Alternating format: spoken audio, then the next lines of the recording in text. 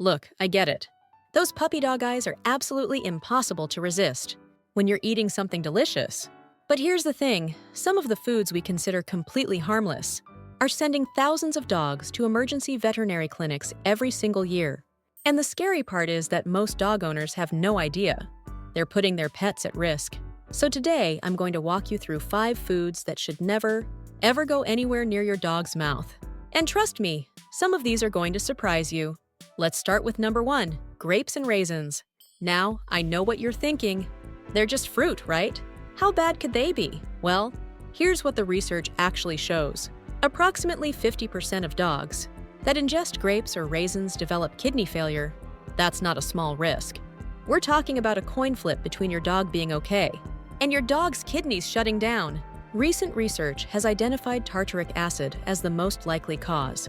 Dogs cannot process tartaric acid, which leads to kidney damage. A veterinary study published in the Journal of Veterinary Internal Medicine examined 43 dogs who developed kidney failure after eating grapes or raisins. 5 dogs died naturally, and 15 had to be euthanized. The amount needed to cause toxicity varies wildly between dogs. For a small dog, we're talking about potentially just a handful of grapes being deadly. 95% of poisoned dogs showed an increased calcium phosphorus product. 90% had abnormally high blood phosphate levels, and 62% suffered from elevated plasma calcium. Symptoms can show up within 6 to 24 hours, including vomiting, lethargy, and abdominal pain.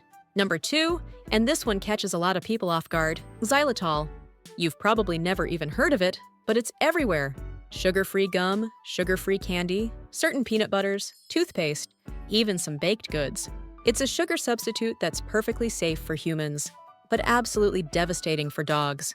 When dogs ingest xylitol, it causes a rapid release of 3 to 7 times the normal amount of insulin.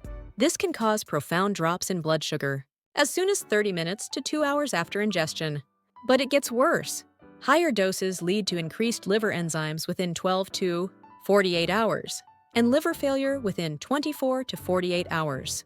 Dogs that ingest doses greater than 0.1 grams per kilogram are at risk for developing hypoglycemia, while dogs that ingest more than 0.5 grams per kilogram may develop acute liver failure. A study published in the Journal of the American Veterinary Medical Association examined 8 dogs with acute liver failure from xylitol. 5 of those 8 dogs either died or were euthanized. Xylitol is historically one of the 10 most common toxicities reported to pet poison helplines each year. What makes xylitol especially dangerous is that it's being added to more and more products. Always, and I mean always, check the ingredient label before giving your dog anything processed. Number 3 is chocolate, and yeah, I know you've probably heard this one before, but do you actually know why chocolate is toxic? Or how much can hurt your dog? Chocolate contains methylxanthines, specifically theobromine and caffeine, and toxicoses occur, especially during holidays like Valentine's Day, Easter, Halloween, and Christmas. The darker the chocolate, the more dangerous it is. Dark chocolate and baking chocolate have way higher concentrations than milk chocolate. A few ounces of dark chocolate could be enough to cause serious problems for a small dog, leading to potentially life-threatening cardiac arrhythmias and central nervous system dysfunction. The symptoms include vomiting, diarrhea, rapid breathing, increased heart rate, and in severe cases, seizures. Chocolate stays in the stomach for a prolonged period, which means the toxic effects can last longer. During the holidays, emergency vet clinics see a massive spike in chocolate poisoning cases. If you're finding this information helpful, go ahead and hit that like button. It actually helps more people discover this content, so they can keep their dogs safe too. Number 4, onions and garlic. And this one surprises people, because garlic especially has this health food reputation. Some owners even think giving their dog a little garlic is good for them. It's not. From 1994 to 2008, 69 cases of canine poisonings and 4 cases of feline poisoning by allium species. Ingestion were recorded by the Veterinary Poisons Information Service in the UK. Onion, garlic, and chives contain compounds which damage red blood cells, leading to anemia. What happens is this. In dogs, symptoms include vomiting, diarrhea, abdominal pain, and less frequently, anemia, blood in the urine, and convulsions. 2 cases resulted in death, and 2 dogs were euthanized. The scary thing is that symptoms may not be visible. For several days after ingestion, your dog might eat something with onion powder in it, seem totally fine, and then a few days later, start showing signs of weakness, lethargy, pale gums, and increased breathing rate. If the anemia becomes significant, your dog might even need a blood transfusion. Even small amounts of concentrated forms like onion, powder, or garlic powder can cause problems over time. And number 5, this is one that genuinely shocks most people: macadamia nuts. You'd think nuts would be a healthy snack, right? Wrong. At least for dogs. Macadamia nuts can cause weakness, incoordination, depression, vomiting, tremors, and elevated body temperature in dogs. With symptoms usually appearing within 12 hours of ingestion, most dogs recover within 24 to 72 hours. But during that time, they're in real distress.